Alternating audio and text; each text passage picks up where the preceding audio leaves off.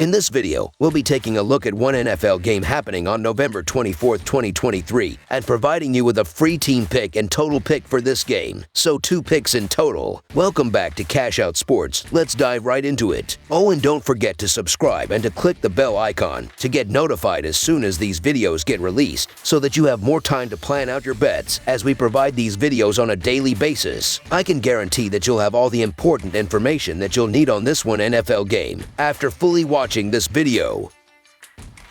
One more thing before we start. If you would like to gain access to our best exclusive sports picks to take your journey to the next level, then check out our Patreon in the link down below, where we offer our best single picks, parlay picks, and much more. Now let's get started. Miami Dolphins versus New York Jets. The first ever Black Friday game for the NFL takes place this year, as the Miami Dolphins travel north to face a New York Jets that's looking at quarterback Tim Boyle to right the ship. Truthfully, there isn't a whole lot of ship to right for the Jets, as one more loss all but kills the speculation about will Aaron Rodgers come back or not this year, and it gets this Jets team formally planning for 2024. Yet, the offense has nowhere to go but up with Boyle, as New York has scored just 1 touchdown total in 3 games this month. However, Boyle has just 3 NFL starts to his name and has thrown at least 1 interception in all of them for you prop players. He also threw 2 interceptions in 1 relief appearance in 2022 and threw 1 in relief last week. How far up Boyle takes this Jets offense is obviously up for debate, and with Miami owning the league's most dangerous attack on the other side, the first ever NFL game on Black Friday could become more memorable for the slaughter. It's been nothing but Miami money since this line opened up on Sunday night, as the Dolphins opened as a touchdown favorite before the news of Zach Wilson's benching. Bettors were never going to be keen on the Jets with Wilson to begin with, and once Boyle was announced as the starter, that Miami money has been flowing in a little quicker. It's pushed up to -10 at numerous places as of this writing, and it's not likely to slow down much all the way until kickoff. The Dolphins are still a team that's 1-3 against the spread in their last 4 games overall though, and last week's home game against the Raiders was supposed to be a cakewalk for Miami.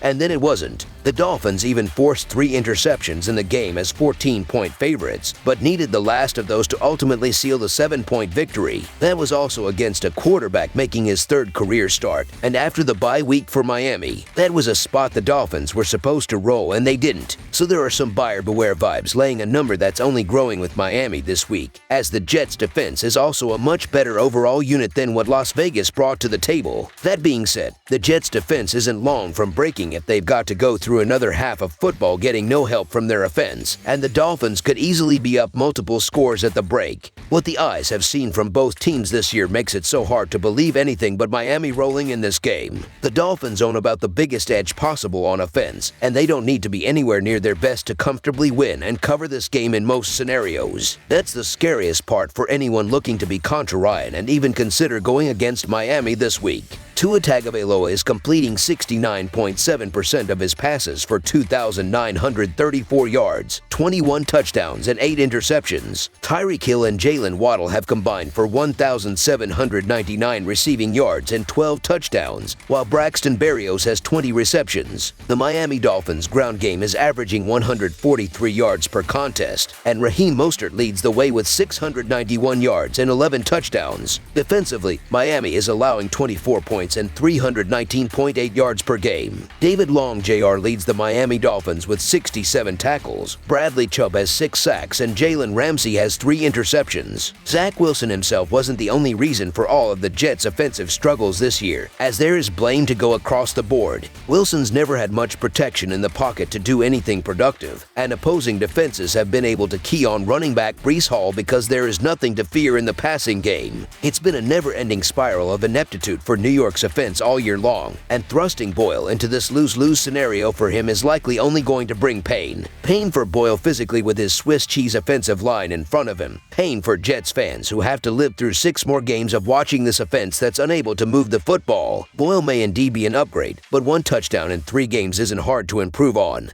And first game out of the chute, you have to try and match the most explosive offense in the league. To make matters worse, overtime Mekhi Becton will be out until early December, and veteran overtime Dwayne Brown is questionable. Garrett Wilson and Tyler Conklin have combined for 1,032 receiving yards and 2 touchdowns, while Breece Hall has 31 receptions. The New York Jets ground game is averaging 99.8 yards per contest, and Hall leads the way with 544 yards and 2 touchdowns. Defensively, New York is allowing 20 points and 316.3 yards per game. C.J. Mosley leads the New York Jets with 100 tackles, Jermaine Johnson has 5 sacks, and Jordan Whitehead has 4 interceptions. As the short week, chalky road favorite spot does worry me some. It's nowhere near enough to have me even thinking about looking the other way. The fact that Miami almost got napping last week after their bye should be a lesson learned for this team, and in a key divisional game for them as they try to stay ahead of the Bills. I do expect quarterback Tua Tagovailoa and the rest of the Dolphins to be near their best.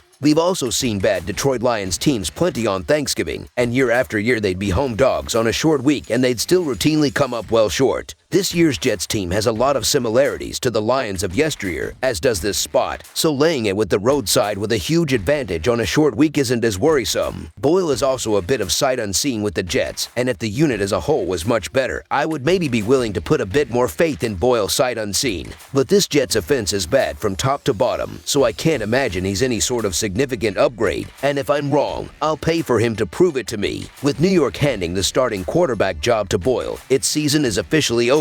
The Jets aren't equipped to keep pace with the Miami offense with any of the signal callers on their depth chart, especially given their lackluster offensive line play. It would be a miracle if New York's offense rose to the occasion on a short week when it matters, on third down and in the red zone. The Jets' defense will play well for 2 or 3 drives, but it won't be enough to slow down Miami. Even with a chain potentially out, I'm confident the Dolphins will run the ball effectively with the NFL's second leading rusher Mostert, whose injury status appears more cautionary. I also expect Hill to suit up, helping Tua shine under the bright lights and proving Miami still belongs in the discussion of the NFL's elite teams. This is a lot of points to lay on a short week, but it's hard to find the confidence in this Jets offense. The Jets have scored a combined 24 points in their last 3 games, and they've scored 20 or fewer points in 5 straight games. I'm not confident the switch to Tim Boyle moves the needle much. The Dolphins are still the best defense in football. The Dolphins have also won and covered 8 of the last 10 games against the Jets. Miami will scoop up the momentum on Black Friday, silencing doubts about their legitimacy. The Fins didn't cover as large spread favorites last week against a hungry Raiders team, but they won't face the same problem against the Jets. So the Miami Dolphins to win and cover the spread as favorites is our full game side pick. The Dolphins' defense will show up to play on the heels of Ramsey's game-sealing interception, preventing the Jets from building confidence with a new starting quarterback. Miami is stout on third down and against the run, plus it's unlikely to be tested too much by New York's passing offense. I expect the Fins to pressure Boyle early and often, throwing him off rhythm. Miami will score enough points to cover as 9.5-point spread favorites, but New York will have pride defensively, holding its weight for at least a quarter or 2. Despite the lack of an offense, the Jets' defense still ranks 5th in passing yards allowed and 5th in opponent touchdown scoring percentage in the red zone. It should also be noted that neither team has dominated the time of possession this season, ranking 19th and 29th overall. Under the projected total is our full game total pick. That's all for now, so if you have any other games you would like reviewed, then leave a comment down below with the game you would like analyzed. Subscribe to our channel, leave a like on this video, and we'll get to it as soon as we possibly can. We would also love to hear your opinion on the picks presented to you in this video, whether you agree or disagree with them, so leave a comment down below and do let us know.